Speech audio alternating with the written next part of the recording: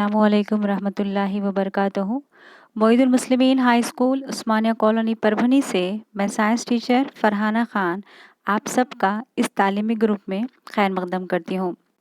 Dear students, हम topic first start कर चुके थे। इस टॉपिक की शुरुआत हमने किए थे। इसके बाद इसके आगे का जो पार्ट है वो हम देखेंगे। इसमें सबसे पहले हमको देखना है किंगडम मोनेरा। ये जो किंगडम मोनेरा है इसकी कैरेक्टरिस्टिक फीचर क्या है और इसके कुछ एग्जाम्पल्स, बस इतना ही स्टडी करना है।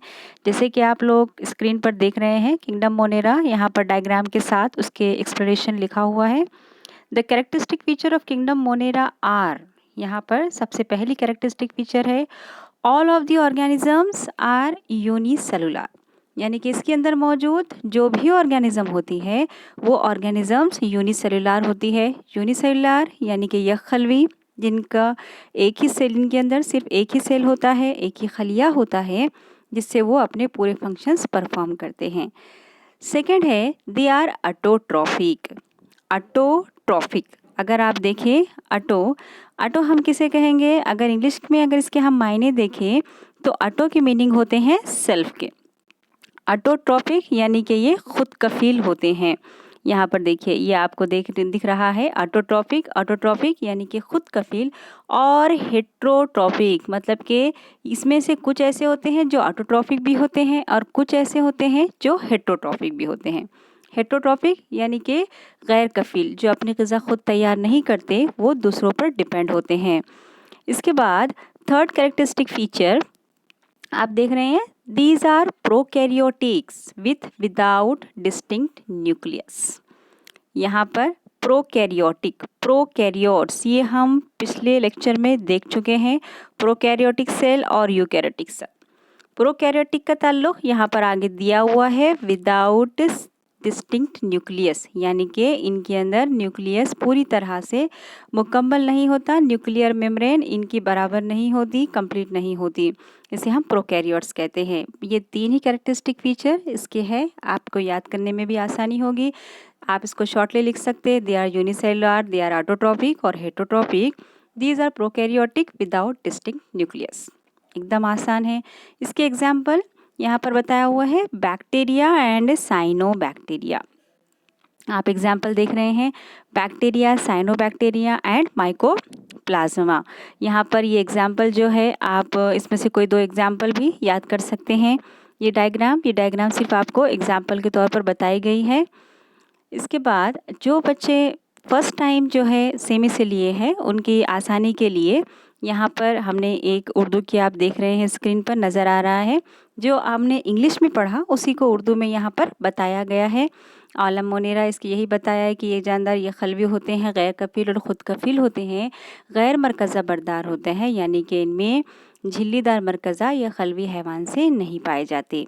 और इसके कुछ एग्जाम्पल्स, मिसालें यहाँ पर आपको दिखाई दे रही है। चलिए आगे बढ़ते हैं। सेकेंड है किंगडम प्रोटिस्टा। ये सेकेंड किंगडम है। इस किंगडम के भी कैरेक्टरिस्टिक फीचर ही हमको जो है याद रखने हैं। यहाँ पर 6 बताए हुए हैं, 6 में से आप कोई 4 याद कर सकते हैं जो आपको आसान लगे, आसानी से याद हो विथ डायग्राम। यहाँ पर देखिए, आपको डायग्राम भी नज़र आ रहा है।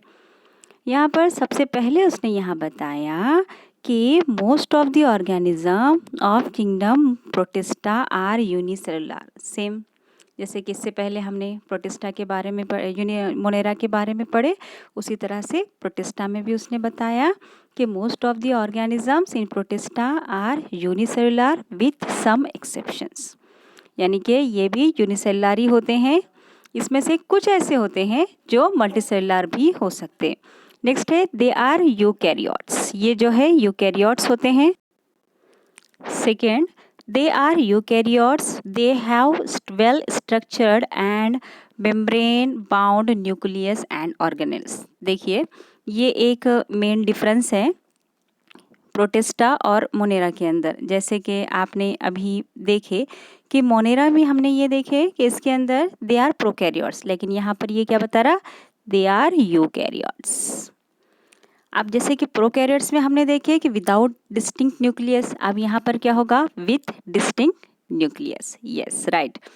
एंड थर्ड है दे आर मेनली, यहाँ पर देखिए थर्ड उसने बताया दे mainly move using the locomotive structure called flagella और सीलिया, कि ये जो हरकत करते हैं जैसे कि हम लोग हरकत करते हैं हाथ और पैरों के ज़रिए, उसी तरह से यहाँ पर ये जो हरकत करते हैं उस पार्ट को सीलिया कहते हैं।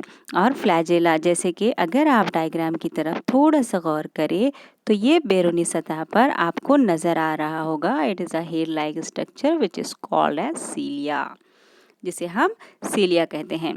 यहाँ पर देखिए स्क्रीन पर आपको आसानी से नज़र आ रहा है, इसे हम सीलिया कहेंगे। ये मूव होते हैं इसकी मदद से। फोर्थ है they are aquatic in nature, इनका जो नेचर होता है ये एक्वेटिक होते हैं। एक्वेटिक किसे कहेंगे? पानी में रहने वाले, जो पानी में पाए जाते हैं। हम लोग एक्वेटिक है क्या? नहीं। क्यों? क्योंकि हम पानी में नहीं रहते। फिर हम कहाँ रहते हैं? हम ज़मीन पर। तो फिर ज़मीन पर रहने वालों को क्या कहेंगे? सोचिए, हमने पिछले क्लासेस में ये पढ़ा हुआ है, एक्वेटिक, टेरेस्टेरियल, ये हमने एरियल, ये 3 देखे थे इसमें। तो हम ज़मीन पर रहते हैं इसलिए हम एक्वेटिक नहीं हैं, हम क्या है? टेरेस्टेरियल। दे में live both on fresh water और मरीन वाटर। अब ये फ्रेश वाटर में भी रहते हैं और मरीन वाटर में भी। फ्रेश वाटर मतलब ऐसा नहीं कि ताज़े ताज़े पानी में, फ्रेश वाटर और मरीन वाटर यानी कि ये मीठे पानी में भी पाए जाते हैं और खारे पानी में भी। फिफ्थ है मोड ऑफ न्यूट्रिशन में भी हेटरोट्रॉफिक और ऑटोट्रॉफिक।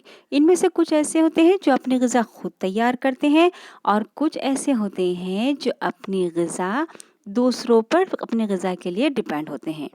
अब सवाल ये पैदा होता है कि कौन से हैं जो ऑटोट्रॉफिक है और कौन से जो हेटरोट्रॉफिक है। तो ऑटोट्रॉप्स यूग्लिना वोल्वैक्स ये क्लोरोप्लास्ट कंटेन करते हैं।